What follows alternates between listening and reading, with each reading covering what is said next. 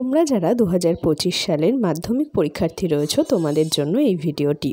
তোমাদের ইতিমধ্যেই অনেকেরই বিভিন্ন জেলার বিভিন্ন স্কুলে মাধ্যমিকের টেস্ট পরীক্ষা সম্পন্ন হয়ে গিয়েছে, আবার অনেক স্কুলে কিন্তু এখনও বাকি রয়েছে, কিছু স্কুলে চলছে। তো যাদের স্কুলে পরীক্ষা হয়ে গিয়েছে তাদের থেকে আমি একটি স্কুলের, এটা হুগলি জেলার একটি স্কুল, সেই স্কুলের মাধ্যমিকের বাংলার প্রশ্নপত্র নিয়ে আমি এখন আলোচনা করব। এই স্কুলটি বেছে নেওয়ার কারণ হচ্ছে এই স্কুলের কিন্তু গত কয়েকটি বছরের যে টেস্ট পরীক্ষার প্রশ্নপত্র হয়েছিল সেখান থেকে কিন্তু মাধ্যমিক যে ফাইনাল মাধ্যমিক পরীক্ষাটা সেটাতে অনেক কিছুই বেশ মিলে গিয়েছিল, প্রশ্নের সঙ্গে কমন পেয়েছিল অনেকেই।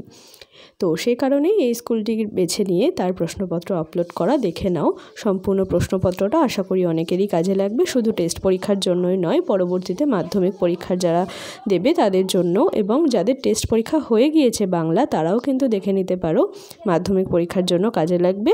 অনেক প্রশ্ন কিন্তু এর মধ্যে থেকে ইম্পর্টেন্ট পেয়ে যাবে তোমরা। তো দেখো, এটা কিন্তু 2024 সালের যে এই মাসে যে পরীক্ষাটি হলো তারই, এবং 2025 সালের মাধ্যমিক পরীক্ষার্থীদের জন্যই এই প্রশ্নটি। সঠিক উত্তরটি নির্বাচন করে সম্পূর্ণ বাক্যে লেখো। গিরিশ মহাপাত্রের সঙ্গে অপূর্বর পুনরায় কোথায় দেখা হয়েছিল? প্রশ্নগুলো একটু খেয়াল করবে তোমরা, কিন্তু মন দিয়ে যদি গল্পটা রিডিং পড়ো লাইন বাই লাইন, তাহলে কিন্তু সেখান থেকেই এমসিকিউ প্রশ্নের উত্তরগুলো দেওয়া খুবই সহজ হয়ে যায়। এখানে মোট 17টি প্রশ্নের উত্তর দিতে হবে, প্রত্যেকটির মান 1 করে, টোটাল 17 নম্বর। এই এমসিকিউর একটা মজা হচ্ছে, দেখো উত্তরটা কিন্তু তোমার চোখের সামনে রয়েছে, প্রশ্নের মধ্যেই দেওয়া রয়েছে, ছাপানো রয়েছে তোমার উত্তর, শুধু তোমার কাজ হচ্ছে সঠিক উত্তরটি বেছে নিয়ে লেখা। তো সঠিক উত্তরটি বেছে নিতে গেলে কি করতে হবে? মন দিয়ে তোমায় গল্প, কবিতা, নাটক যা তোমাদের আছে সবটা খুব মন দিয়ে লাইন বাই লাইন রিডিং পড়তে হবে।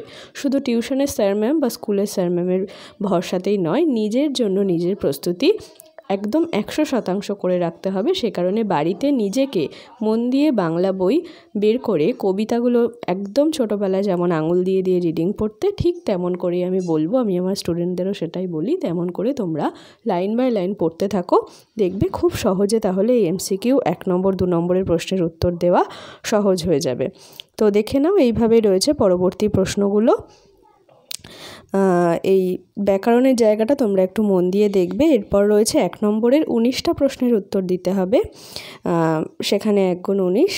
এখান থেকেও দেখো যে প্রশ্নগুলো রয়েছে বেশিরভাগ কিন্তু গল্পের থেকে কোট করে রয়েছে, কোটের লাইন তুলে। এবার কোটের লাইন তুলে যদি প্রশ্ন হয় তাহলে সেটাও কিন্তু তোমরা গল্প পড়লে মন দিয়ে তাহলেই বুঝতে পারবে যে কোন গল্প থেকে নেওয়া হলো এবং গল্পের কোন জায়গাটা থেকে প্রশ্ন তুলে ধরা হচ্ছে। এরপর দেখো 2.3-এর প্রশ্ন, এখানে যে কোনো 3টি উত্তর দিতে হবে, প্রত্যেকটির মান 1 করে। তো দেখে নিচ্ছ তোমরা, যে কটা প্রশ্নে চাইবে সে কটাই কিন্তু উত্তর তোমরা লিখবে। অতিরিক্ত উত্তর লিখলেই যে অতিরিক্ত নম্বর সেরকম কিন্তু বিষয় নয়, এবং অনেকে ভাবে 3টে দিয়েছে আমি 5টা লিখে রাখি, তাহলে প্রথমে 2টো ভুল হলেও পরের লাস্টের 2টো হয়তো স্যার ম্যামরা দেখে নেবেন। তেমনটা কিন্তু একেবারেই নয়। খাতা দেখার নিয়ম হচ্ছে যে 3টে যদি লিখতে বলে, যে কোনো 3টি, তাহলে কিন্তু প্রথম 3টেই তোমার চেক করা হবে, সেটা ভুল হলে ভুল, ঠিক হলে ঠিক। 3টের বেশি যে অতিরিক্ত তুমি আর 1টা বা 2টো বা 4টে লেখো সেগুলো কিন্তু স্যার ম্যামরা দেখবেন না, কারণ সেটাই খাতা দেখার নিয়ম।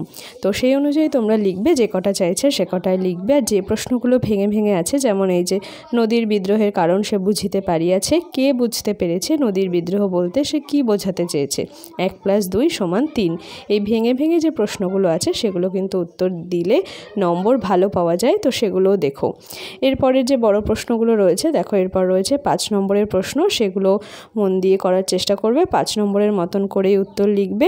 এরপর 1 + 3-এর যে প্রশ্নগুলো রয়েছে অর্থাৎ 4 নম্বরের, সে মতো লিখবে। এবং 8 দাগের প্রশ্ন দেখো বলছে 150 শব্দে।